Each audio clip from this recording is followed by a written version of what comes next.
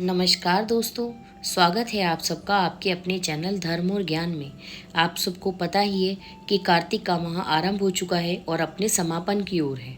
तो कार्तिक के अंतिम 5 दिन हमें कौन से शुभ कार्य करने चाहिए? धार्मिक मान्यता के अनुसार कार्तिक माह के महीने में पवित्र नदियों में स्नान और गरीब असहाय लोगों को दान और उपवास करने से सभी प्रकार के कष्ट से मुक्ति मिलती है। इसी महीने में भगवान शिव और विष्णु तथा भगवान कार्तिकेय और तुलसी की पूजा का भी विधान है। इतना ही नहीं, अच्छे फल की प्राप्ति के लिए इस महीने माता लक्ष्मी की भी विशेष रूप से पूजा आराधना की जाती है। हिंदू पंचांग के अनुसार साल 2023 का कार्तिक माह 29 अक्टूबर को आरंभ हो चुका है, जिसका समापन 23 नवंबर को होगा। कार्तिक के महीने में तप और व्रत भी किया जाता है। इस महीने में किया गया सभी प्रकार की पूजा आराधना फलदायी मानी जाती है। इस वीडियो में हम आपको बताएंगे कि कार्तिक के महीने में अंतिम 5 दिन में हमें क्या करना चाहिए और क्या नहीं करना चाहिए। लेकिन उससे पहले आप सब भी माता रानी के से प्यार करते हैं तो इस वीडियो को एक लाइक कर दीजिए और चैनल को सब्सक्राइब कर लें और कमेंट बॉक्स में जय महालक्ष्मी अवश्य लिखें। अपने दोस्तों और रिश्तेदारों के साथ अवश्य ही इस चैनल को लाइक, शेयर और सब्सक्राइब करें ताकि वे लोग भी जान सकें और ज़्यादा से ज़्यादा जानकारी फैल सके। तो आइए पहले बताते हैं कि कार्तिक माह के महीने में स्नान का क्या महत्व है। स्कंद पुराण के अनुसार कार्तिक का महीना बहुत ही महत्वपूर्ण माना जाता है।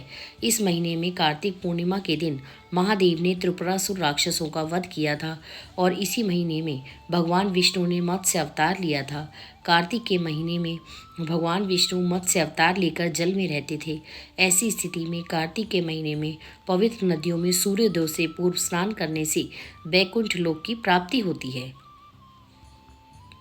स्कंद पुराण में कार्तिक माह की महिमा का वर्णन किया गया है। न कार्तिक समो मासो न कृतेन समम युगम न वेदम सदृशम शास्त्रम न तीर्थम गंगया समम। अर्थ, कार्तिक के समान कोई महीना नहीं है, सतयुग के समान कोई युग नहीं है, वेद के समान कोई शास्त्र नहीं है और गंगा के समान कोई तीर्थ नहीं है। अब आइए जानते हैं कि कार्तिक माह में क्या करना चाहिए, क्या नहीं करना चाहिए और कौन से काम ऐसे हैं जिन्हें करके हम अपने घर को सुख समृद्धि से पूर्ण बना सकते हैं। नंबर 1, कार्तिक माह में तुलसी की पौधे की पूजा करने का विधान है। इसके लिए सुबह शाम तुलसी के पौधे के पास घी का दीपक जलाएं, साथ ही तुलसी चालीसा का पाठ भी करें। ऐसा करने से माता लक्ष्मी माँ बहुत जल्दी प्रसन्न हो जाती हैं। नंबर 2, कार्तिक माह में रोजाना शाम को अपने घर के मंदिर में 7 कपूर जलाएं। ऐसा करने से घर में सकारात्मक ऊर्जा का हमेशा प्रवेश होगा और घर में शांति रहेगी। घर के लोगों को सुख समृद्धि प्राप्त होगी, उनके आपस के झगड़े कलह समाप्त हो जाएंगे। नंबर 3, कार्तिक मास में अष्टलक्ष्मी की पूजा करने का बड़ा ही महत्व है। अपार धन लाभ और संतान प्राप्ति तथा यश के लिए कार्तिक मास की हर शुक्रवार को अष्टलक्ष्मी की पूजा करें।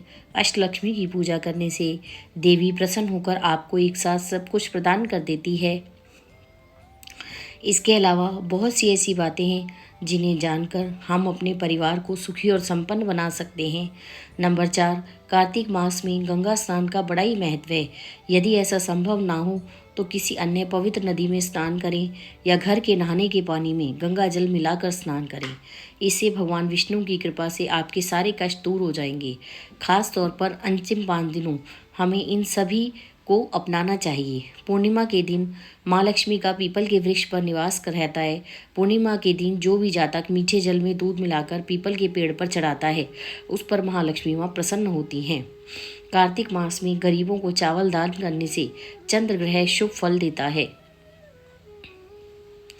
नंबर 7, कार्तिक मास के प्रमुख पर्वों पर घर के मुख्य द्वार पर आम के पत्तों का तोरण बांधें। नंबर 8, इसी तरह इस माह शिवलिंग पर कच्चा दूध, शहद और गंगा जल मिलाकर चढ़ाने से भगवान शिव अत्यंत प्रसन्न हो जाते हैं और जातक को मुंह मांगी मुराद पूरी करते हैं। नंबर 9, कार्तिक माह में पूरे माह द्वार पर रंगोली अवश्य बनाएं। इससे विशेष समृद्धि के योग बनते हैं। 9 ग्रह प्रसन्न हो जाते हैं। कार्तिक माह के पूरे माह ब्रह्मा मुहूर्त में पवित्र नदी में स्नान करने का विधान है। कहा जाता है कि इस महीने में श्री हरि जल में निवास करते हैं। नदी में स्नान करने न कर सकें तो घर में ही नहाने के पानी में पवित्र नदियों का जल मिलाकर स्नान करें। इससे भगवान विष्णु अत्यंत प्रसन्न हो जाते हैं और सबको मुंह मांगी यानी मनचाहा वरदान प्रदान करते हैं। भगवान कार्तिक महीने विष्णु भगवान को बहुत प्रिय है। ऐसे में पूरे महीने संध्या काल में तुलसी में घी का दीपक लगाकर पूजा करें। इससे सौभाग्य में बढ़ोतरी होती है।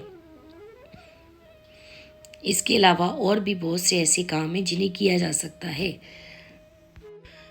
कार्तिक मास में भगवान विष्णु के स्वरूप माने गए भगवान शालिग्राम की पूजा करनी चाहिए। साथ ही प्रतिदिन गीता का पाठ करें। इससे महालक्ष्मी माँ बेहद प्रसन्न होती हैं। साधक को धन धान प्राप्त होता है। इससे अक्षय पुण्य प्राप्त होगा और पाप से मुक्ति मिलेगी। कहा जाता है कि निस्वार्थ भावना से किया गया दान कभी भी खाली नहीं जाता है। लेकिन अगर कार्तिक माह में किसी गरीब या असहाय व्यक्ति को अन्न धन कंबल का दान किया जाए तो ये बहुत ही उत्तम होता है। कार्तिक के महीने के अंदर दीपदान का भी विशेष महत्व होता है।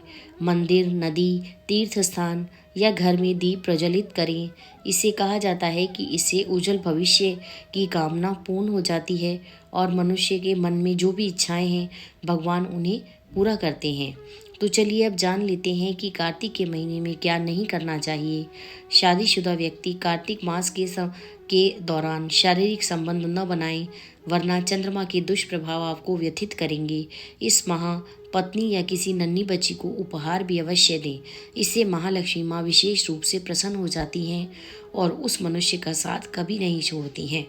कार्तिक माह में ब्रह्मचर्य का पालन करें। साथ ही अपनी इंद्रियों पर संयम भी रखें। कार्तिक चतुर्मास का आखिरी और चौथा महीना होता है।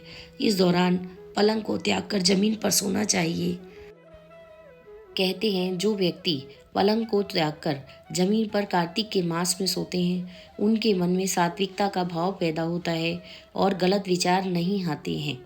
तामसिक भोजन गलती से भी नहीं खाना चाहिए। प्याज, लहसुन और मांसाहार का सेवन इस महीने बिल्कुल भी ना करें। कहा जाता है इससे माँ लक्ष्मी रूठ जाती है और ऐसे घर में देवी लक्ष्मी का निवास कभी भी नहीं होता है। अगर आप सबको वीडियो में दी गई जानकारी अच्छी लगी हो तो चैनल को लाइक, शेयर और सब्सक्राइब करें और साथ में बेल नोटिफिकेशन को ऑल पर सेट कर लें। वीडियो देखने के लिए आप सबका बहुत बहुत शुक्रिया, धन्यवाद। कृपा करके आप सब चैनल के साथ बने रहें। आपका अपना चैनल धर्म और ज्ञान।